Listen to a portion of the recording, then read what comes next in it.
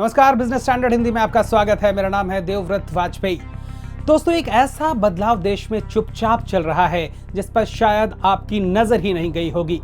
आप माने या ना माने, आज जिनके पास सबसे कम कमाई है वो लोग अब सबसे ज्यादा कर्ज में जी रहे हैं। क्रेडिट कार्ड और उधारी अब शौक नहीं, जरूरत बन चुके हैं और ये जरूरतें अब हर महीने जेब के अंदर नहीं, ऐप्स और कर्ज की लिमिट में पूरी हो रही हैं। Think360.ai की नई स्टडी ने जो तस्वीर सामने रखी है वो चौंकाने वाली है। 50,000 रुपए से कम कमाने वाले 93% सैलरीड लोग अब क्रेडिट कार्ड इस्तेमाल कर रहे हैं और 85% सेल्फ एम्प्लॉयड वाले लोग भी कार्ड के भरोसे अपना कारोबार और घर चला रहे हैं।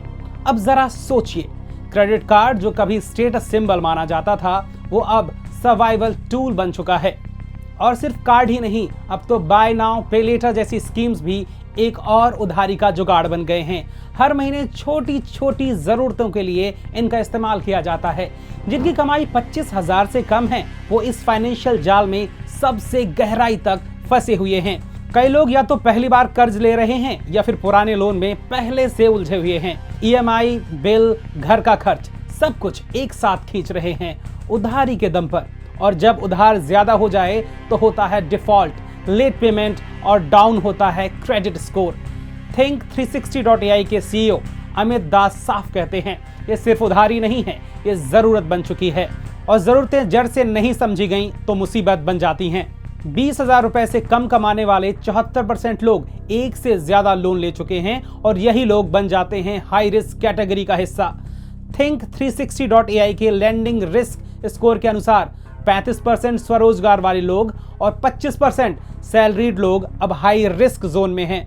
मगर दिक्कत यह है कि पुराने क्रेडिट स्कोर सिस्टम इनका रियल रिस्क समझ ही नहीं पा रहे।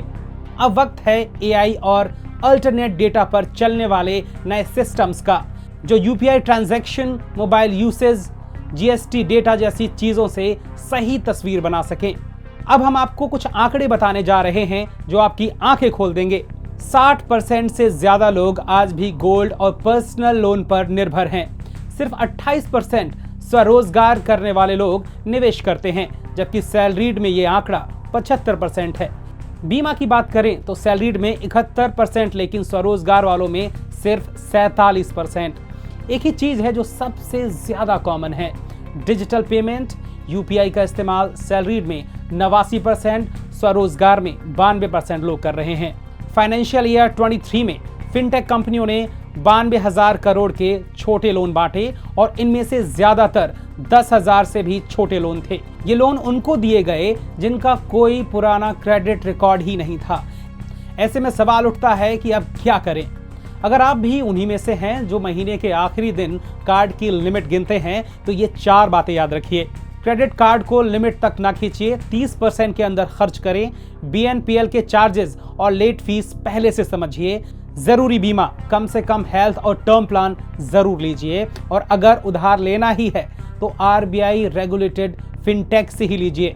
जागरूक बनो, जिम्मेदार बनो, उधारी से डरिए मत, पर बिना समझे उधारी पर जीना खतरा बन सकता है। ये जमाना सिर्फ AI का नहीं, आर्थिक समझदारी का भी है। तो अगली बार जब आप कार्ड स्वाइप करें या BNPL का बटन दबाएं, सिर्फ सवाल पूछिए, क्या ये मेरी जरूरत है या मैं खुद को कल के बोझ में धकेल रहा हूं?